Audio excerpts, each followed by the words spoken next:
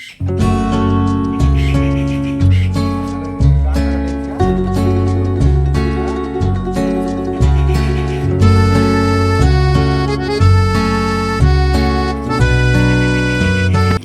Everyone, welcome back to our channel. কেমন আছো তোমরা সবাই? আশা করছি ভালো আছো।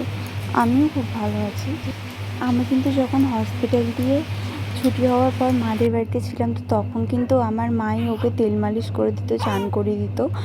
আর এটা মায়ের দায়িত্ব ছিল, আমি কিন্তু ওইগুলো করতাম না। তো এখন মাদের বাড়ি থেকে চলে আসার পর ওর দিদিন হয়তো এইগুলো খুব মিস করে, চান করানো আর ওর সাথে খেলা, তেল মালিশ করা। এগুলো অনেক দিন পর তোমাদের জন্য আবারও একটু ব্লগ নিয়ে চলে এসেছি। অনেক দিন আমি কোনো ভিডিও বা ব্লগ ছাড়তে পারিনি। আজকে তোমরা যারা যারা আমার ভিডিওটা দেখছো তারা বুঝতেই পারছো যে কেন দিতে পারিনি। তো আজকে আমার মাম্মার ষষ্ঠী পুজো ছিল, তো সেই কারণে আমি সকালবেলা ওকে চান করিয়ে নিচ্ছি। তেলটা মালিশ করে নিই আগে, তারপরে আমি চান করে নিই। তেল মালিশ করাটা আমার মায়ের কাছ দিয়ে আমি শিখেছি। তো মায়ের মতো করতে পারি না, তাও যেইটুকু পারি চেষ্টা করি। আমার মাম্মা কিন্তু খুবই ভালো আর লক্ষ্মী একদম মেয়ে, কারণ চুপ করে তেল মালিশ করে চানও করে। আমায় কিন্তু একদমই কষ্ট দেয় না। চোখ জ্বললে তখনই একটু কাঁদে, না হলে কিন্তু চুপচাপ তেল মালিশও করে নেয়, চানও করে নেয়। আর যখন আমি এই ভিডিওটার ভয়েস দিচ্ছি তখন কিন্তু আমার মাম্মা আমার পাশে শুয়ে আছে আর চুপ করে খেলা করছে একা একা। আর তারপর তো আমি চান করে নিই, তারপর ষষ্ঠী পুজো শুরু হয় ঠাকুরমশাই এসে। আর আমিও শাড়ি পরে নিই, যেহেতু বাইরেটায় পুজো হচ্ছিলো ওই জন্য আমি ওর কাছে হালকা বৃষ্টি পড়ছিলো, ওই ছাতাটা নিয়েছিলাম যাতে ওর গায়ে কোনো বৃষ্টি না পড়ে।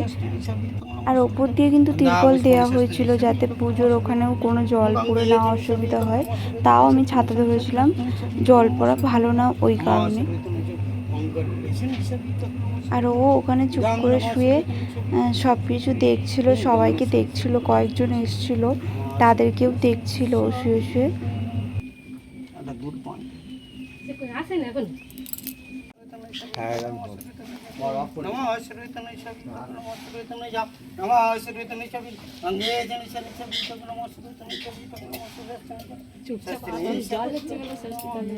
শাক বাজাও দেখি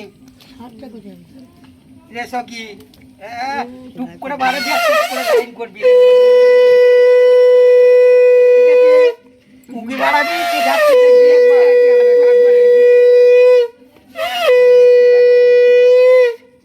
আপনার দিকে দেখতে ওট ওট ওট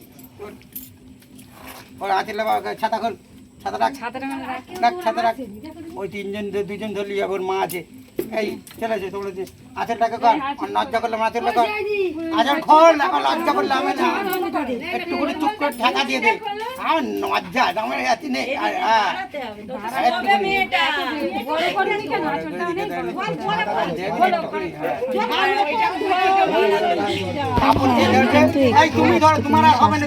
কারণ এতটাই দেরি হয়ে গেছিলো আমার চানটা করতে, সব ওকে সামলাতে সামলাতে, ওই কারণে আমি কিন্তু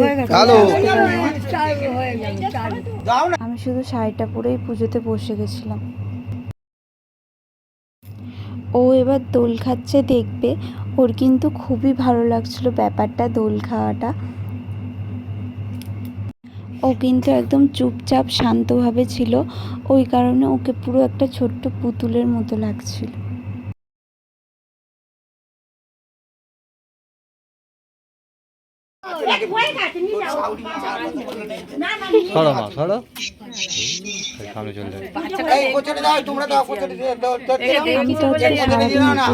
অনেক দেরি অবধি, তো সেই কারণে চন্দ্রমিত খাওয়ার পর এটা দিয়েছিল যে এইটা খাওয়ার পরই কিন্তু কিছু খাবার, তো এটা বাইরে থেকে নিজের নিয়ে তারপর বাড়িতে যেতে ভিতরে। এখানে কিন্তু আমার শাশুড়ি মা, তারপর আমাদের একজন সেজো মা ছিল, আর দুজন কিন্তু ওই পাড়ার দুটো যা হয় দিদি বলি, তো ওনারা এসেছিলো। আমাকে ছাড়া আরও 5 জন ছিল দোল খাওয়ানোর জন্য। তো পুজো হয়ে যাওয়ার পরে কিন্তু এই যে জামাগুলো দেখাচ্ছে, এইগুলো কিন্তু আমার মেয়ে ষষ্ঠীর দিনকে পেয়েছিল। তো ওই জামাগুলো আমাদের দিদমা ওকে দিয়েছিল, 4টে জামা ওর জন্য এনেছিল। তো এই হলুদ কালার জামাটা খুব সুন্দর লাগছিল, ওকে পরলে খুব ভালো লাগবে। আর ওরকমই সেম এইটা, কালারটা আলাদা। আর এমনিতে যেই দিন ও হসপিটালে হয়েছিল সেই দিন দেখতে গেছিলো আমার দিদিরা আর বৌদি, ওর জন্য অনেক কটা জামা আর অনেক কিছু নিয়ে গেছিলো। আর আজকে ষষ্ঠীর দিনে ওকে দিতমা দিয়েছিল। আর এই একটা সাদা কালার জামা হচ্ছে ওর। প্রত্যেকটা জামাই কিন্তু খুব সুন্দর হয়েছে, খুব ভালো লাগছে জামাগুলো। আর এর মধ্যে একটা জামা তো ওকে পরিয়েই দিয়েছি। তো আজকের ভিডিওটা এখানেই শেষ করছি, আবার অন্য কোনো ভিডিও নিয়ে তোমাদের জন্য আসবো। ভিডিওটি ভালো লাগলে লাইক করে দিই। আর আমার ছোট্ট মেয়েকে কেমন লাগলো কমেন্টে অবশ্যই জানিও। আর ওকে কিন্তু সবাই অনেক আশীর্বাদ করো।